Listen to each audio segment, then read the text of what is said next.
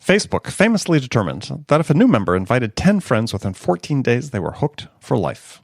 So they focused religiously on driving the user experience to this key metric. If you apply this product-based approach to B2B sales, then you can identify those users that are ready to talk. And this method is known as the Product Qualified Lead, or PQL.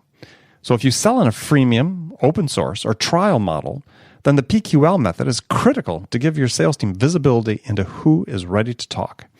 So talk to your data team, or better yet, partner with Whaler's team of data scientists to develop a PQL model tailored specifically for your business. You'll be empowered by knowing exactly when a user is ready to convert. To see specific examples, go to getwhaler.com/Andy. That's GETWHALR.com/Andy. And as a bonus, if you sign up to learn more about Whaler and PQLs, then Whaler will send you their optimized 2-page master services contract that you can leverage for your own business free of charge.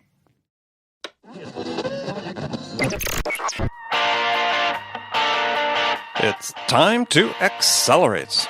Hi, this is Andy. Welcome to another edition of Frontline Friday with my regular and very special guest, Bridget Gleason. Now, before we get to the show, Bridget and I have a favor to ask of you. We'd really appreciate it if you took time right now to leave a review for this show on iTunes. And while you're there, click the button, subscribe to Accelerate. Make sure you get Frontline Friday automatically each week. Also, we need to hear from you. More specifically, we need your sales questions. What can we answer for you? What challenges do you have that we can help you with? So go to accelerate.fm/frontline and enter your question there.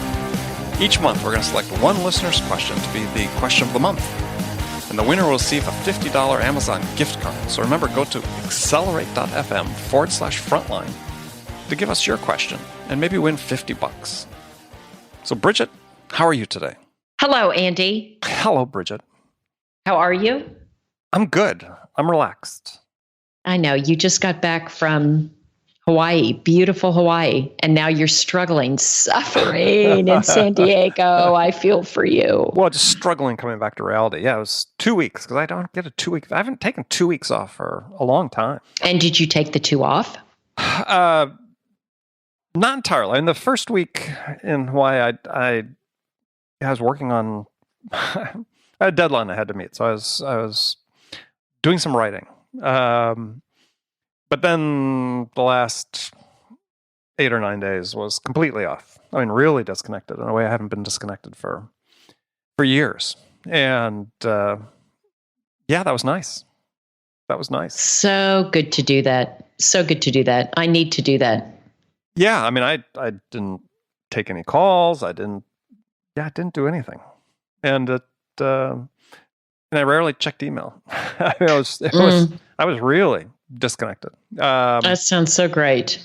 Yeah, I'm sure I still did more than people that really disconnected. But yeah, it was, and I think that it was great.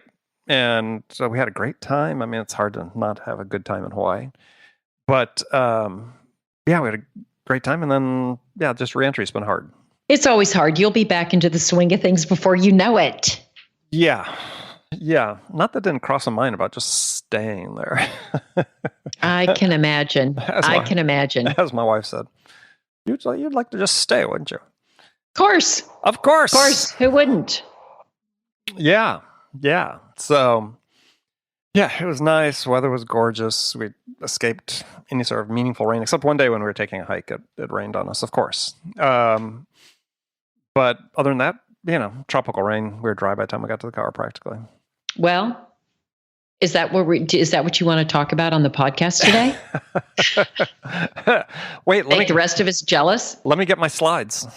Yeah. Pull out the slide projector. Yeah. Family photos, the old movies. Yeah, I think my wife posted everything on Facebook. So, most of which were our first week. We were joined by my wife's daughter and a friend of hers, and pictures mostly of them. I get a few. The second week, my wife and I were on our own, and yeah. She had no choice. She had no choice but to photograph you. There was no one else. There's one picture of me in the distance somewhere. So okay, all right, there you go. She had a lot of good shots of foliage and sunrises and sunsets. It was job well done. So Hey, this is a milestone. Da-da-da-da-da-da-da. This, for our loyal listeners, this is the 100th episode of Frontline Friday. God, amazing, amazing, amazing. 100. 100. So, wow. Literally 2 years. Wow. Almost 2 years, almost to the date. Wow. That our first one aired. So, not only have we been a model of consistency. Yeah. Okay. That's one thing we've been a model of. Maybe that's the only thing we've been a model of. Yeah. Yeah. Well, Anything else? Yeah. I think, was it Emerson that said consistency is the hobgoblin of little minds or something like that? Or a foolish consistency, I think he called it. Okay. That's good. Hobgoblin. Yeah. Yeah. But I thought we'd talk about, 2 years. I mean, lots changes in 2 years. Or can change in 2 years. So I thought we'd talk about, what's changed? Besides the fact you're on like your fourth job since we started talking. Not fourth. I'm just kidding. I'm just giving you a hard time. No, but probably maybe the third. Not fourth, Andy, the third. Okay. Actually, I think it's just your second, but either way. That's what no, that's right. No, that's right. It is your third. That's right. I think it is the third because I think when I you were at Yesware. Yeah. I think it was at Yes. No, did we start when I was at Yesware? Yes. Or maybe you had just left. No. I think I was at Sumo Logic. I think this is number 2. Number 2. Okay. I think it's number 2. Anyway. So that seems changed, like but number 4. but I've stayed in the same industry. Yes. So that was deliberate. Okay. Yeah. So you've changed. Yeah. I mean, anything else about you changed? I mean, well, Boston. I'm in Boston. You're in Boston, back in Boston. So happy to be here. You're bouncing back and forth between the coasts. I know. That's what I do. Not with the same frequency that I do, but still, you're actually moving back and forth. True. So, I'm trying to think, what else? Anything else changed for you? Well, what's changed? Let's think about what has changed in sales. What do you think has changed in sales? Well, I mean, is there anything? I mean, you talk to you talk to a lot of people. You meet with these authors. What do you think has changed in the last 2 years? Well, let's see. Big changes. One is we're certainly seeing a lot more automation and technology enter the sales space. I mean, there's continuing more companies now integrating. I'll do. Sort of in air quotes, artificial intelligence, machine learning, and so on. There are definitely elements of that being incorporated into products, and it's being presented as tools that managers can use to help analyze what's going on in their businesses, help with analyzing what's going on in sales calls, and so on better. So, I mean, more technology coming into play that quite useful technology. Certainly, we've seen the whole growth of the account-based sales, account-based marketing, account-based revenue, everything account-based revenue. That whole thing has really sprung to life over the last couple of years. Now, those are 2 really big developments. Well, and I think with regards to the automation, it's becoming. It's now not anything. It's not novel anymore. It's now a must-have as opposed to a couple of years ago. It was these were the new shiny objects out there, and now it's sort of a must-have for a lot of the sales teams. So I think the sales stacks have gotten more sophisticated and solidified, and there's been some consolidation, I think, but they're not new and novel anymore. This is kind of what you got to have. Well, right. But to that same point, as we've talked about on multiple occasions on this episode or on Frontline Fridays, and I've talked about with other guests, is we still have the same issue, though, that we're really just beginning to understand what the return on these tools are, an investment in these tools. Yeah, we must have them, but are they helping us close more business? Are they really helping us transform what we do in a way that enables us to grow faster or to close a higher fraction of deals than we would if we weren't doing it? And I think that's still up for debate. I don't think we're not going back, mind you. We're not like we're going to get rid of the technology. We're still going to use it. But I think what it really points to is this is an evolution, right? These are first, second generation tools to some degree. And I'm really sort of excited to see what's going to happen in generation 3, 4, and 5. Yeah, I think that's true. I think it is a good question what the return on investment is. Are we closing more deals? And at the same time, we don't really have a choice to go backwards because the environments have changed. So you get technology that allows you and everyone to send more email, mass email. And boy, do we. Anywhere. And boy, do we. And so then you need tools to deal with that disruption. And then, so I think we just have these tools are sometimes necessary to mitigate the negative effects of a different tool or a different technology that's come into play. But it's not like we can say, you know what, let's not use them anymore because we're not closing more business. It's just the environments that we're operating in have changed. Yeah, I think one of the key things with the technology that we've seen, your point, absolutely right. In the last 2 years, we've seen tremendous maturation of some of these tools and how they're used by organizations. And as I said, it's going to be really interesting to see how they evolve. But I think the part that I'm still excited to see how it's going to evolve is that we haven't really brought the customer into the equation yet. Right? These things are all about what we're doing to improve our processes, but very few solutions out there are saying, this is how we bridge that gap to the customers. This is how we make their job easier. And in the process, we bring the two halves together, and that then truly could potentially revolutionize productivity and the performance of the individual salespeople.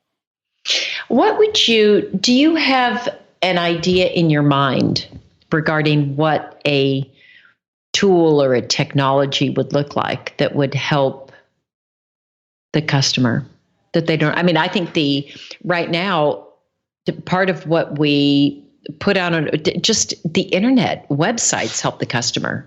Like, I think there are tools out there that are helping the customer, tools that help customers compare airfares, for example, or so I think there are tools out there to help the customers. There are some, but we look at our sales development platforms. Let's say, it's all about selling. It's all about the salesperson, and it's like, okay, but where's the customer involved in that? What are we doing in this to make it easier for the customer to make a decision?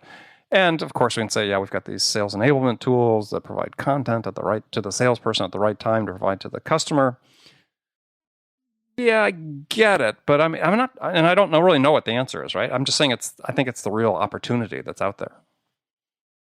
There's people smarter than me that figured this out, but it's like we have all this. You look at the stack; it's all focused on us.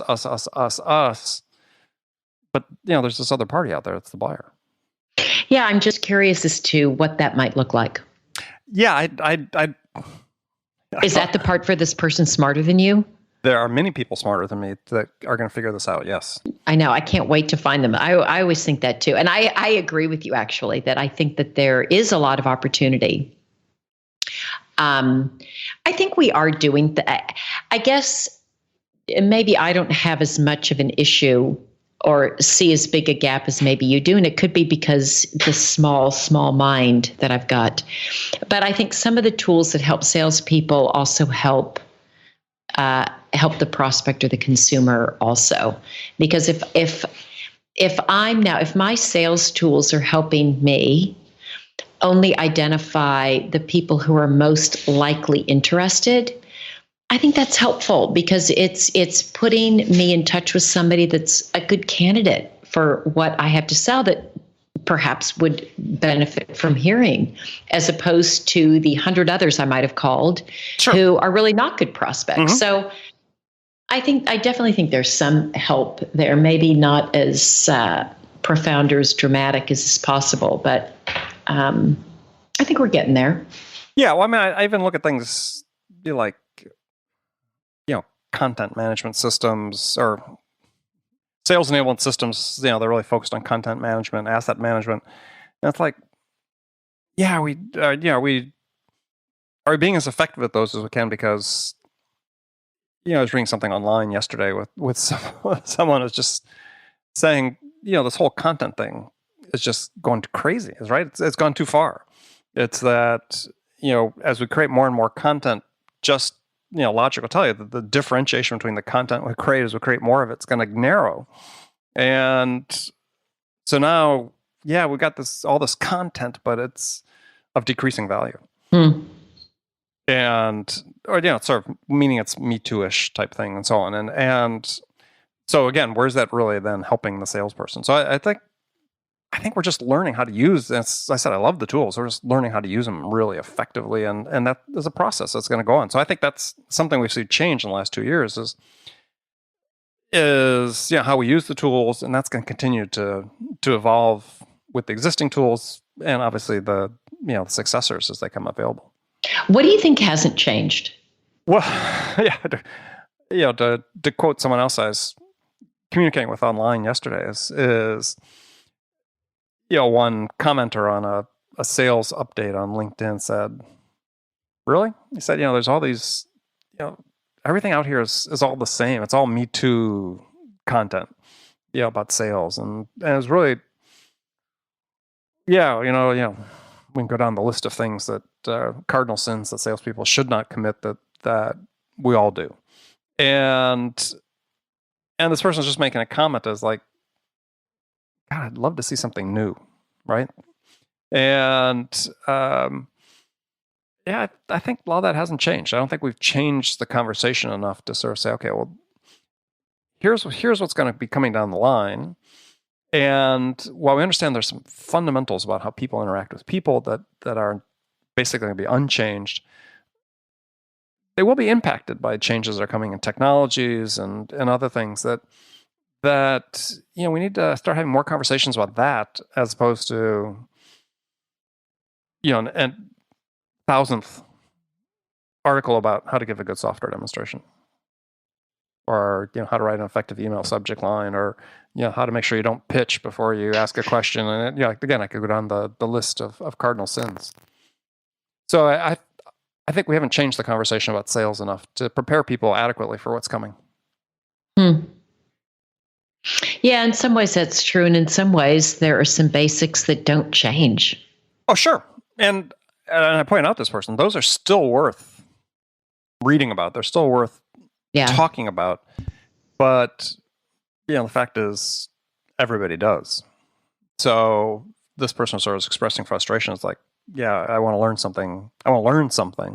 But all I keep encountering is this. And that's true. And we live in an age where technology enables anybody with a microphone, any fool with a microphone like me, to produce a podcast and to supposedly be an expert. So, we've got expert inflation as well. Yeah, and that does make it hard for people to look and find who should I listen to? Well, us, for instance. Well, of course. Well, that's the obvious. Stating the obvious. That's true. We shouldn't have to state that to our audience. No, we shouldn't have to state the obvious. But who should they listen to? I don't know. We start off at one point having more episodes where we talked about that, and maybe we'll reinstate that as part of a regular feature. It's just talk about who's smart and who's worth following. Well, I think that's helpful. I think just being able to curate some of what's out there, I think I think that's a good service. And we should do that maybe on maybe number 103 or 107 episode. Why We'll go.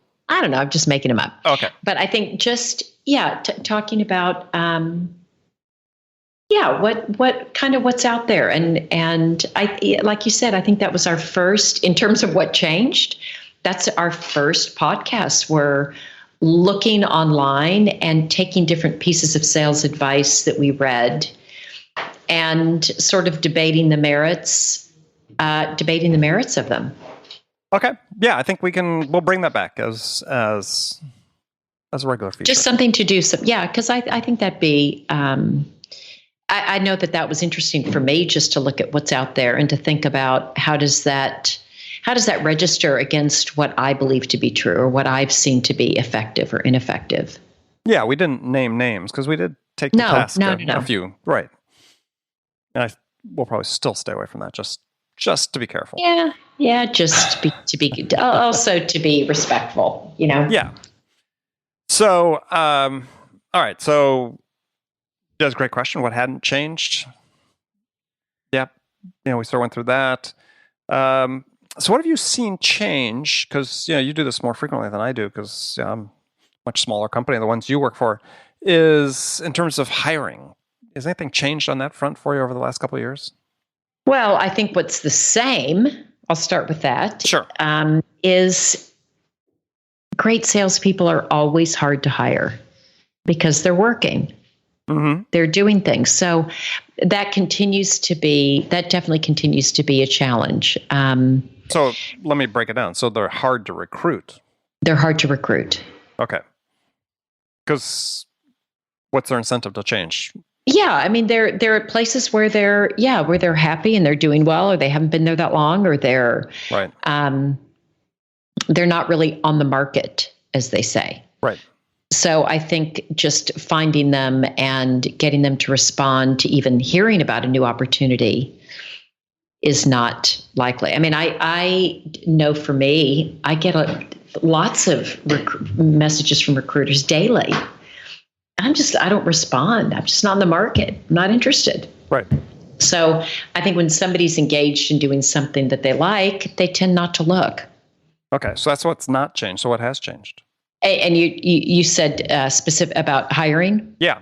Anything? Well, and maybe this was this way before, and I just wasn't aware of it. But I'm getting a lot of support from one of our investors, one of the venture firms, who's invested in our company, and they've got a team of recruiters that they have helping for some of our key positions. Super helpful. And partly because people are more likely to respond to a venture capitalist firm than they are to a recruiter. So I don't remember seeing that before. And maybe again, it was there and I just wasn't privy to it. So that's been really helpful. What else has changed? Well, I mean, that's an interesting ego stroke for the person being recruited. Yeah, definitely. Yeah, if the call comes from or an email comes from a VC firm versus a recruiter, yeah, that would capture your attention. Yeah. So I've seen that. What else? Nothing. I think about the interview process. I would say another thing, and I don't know if it's just the situation I'm currently in or if this is actually a trend, but a very deliberate effort to get somebody through the process in a shorter period of time. Mm-hmm. And sometimes I push back, especially for more senior positions, and say, I know that this is what we had laid out as the steps, but I sometimes need to step out of the script because I don't have enough info. I'm not getting enough info, or I don't feel as confident, or right. Like or maybe it is going to take a little longer, and maybe I am going to lose some candidates, but I don't feel comfortable. I'm not getting everything that I need, or haven't gotten everything I need. For whatever reason. Sure. But I mean, think about that from a buyer's perspective. That's oftentimes what buyers don't buy. All the reasons you just gave. I'm not getting the information I need in a timely fashion to make me feel comfortable, to make the decision at this point in time. Yeah. And I guess it's I'm pausing because I think that's a really good observation.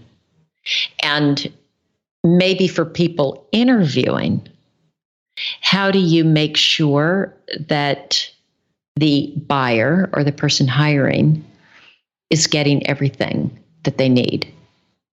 And I would say, to be fair, and this also happens in other buying and selling situations, sometimes we don't know internally exactly what it is. Mm-hmm. And we discover more of what it is we're looking for and not looking for as we move through the process. And sometimes we just don't know like I think for us here at Logs.io, our environment is changing quickly. We're in a new market. It's a young company. We don't always know exactly what it is. Right. And so we do our best, but sometimes we don't know. Well, yeah, and that also, mirrors exactly to the problem buyers have. Is people talk about, we need to map out the buyer's journey. Okay, great, admirable goal, but as again, a lot of authors will acknowledge is the buyers don't know what it is either. I mean, it's not like buying software like Logs.io sells. It's not like they do that often, right? Mm-hmm. So why would they have a process mapped out for buying that particular application? They don't. Well, one of my reps said to me the other day, as he was on a discovery call, and he said, God, it's so frustrating to be on a discovery call when the questions you're asking, the prospect doesn't know the answers to. So it's not even that you're having a hard time getting to them because they don't want to answer or you don't have the right person. They don't know.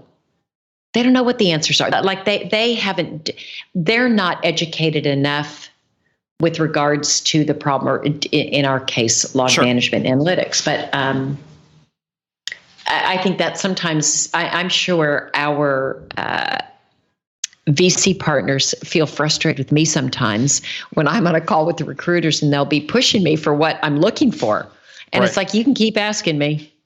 Keep asking me the question and I'm going to try to answer, but I didn't know 5 minutes ago. You rephrase it. I still don't know. Yeah. These are the things I do know, but that part I don't know. Yeah. Well, I mean, it's a perfect sales issue. All right, Bridget, unfortunately, we're out of time on episode 100. I love it, Andy. 100. I would drink champagne. Well, it's 5:30. I could, except I have more work to do. I'll do it later. In celebration. All right. Well, we'll have to do it when we're in the same place at the same time. Sometime. Yes. All right. We'll figure that one out. All right. Bridget, as always, fantastic friends. As always, thank you for joining us here today on Frontline Fridays. Make sure you come back. Join us next week for another episode of Frontline Friday. Number 101. Number 101. All right. Have a good one. There. Bye-bye.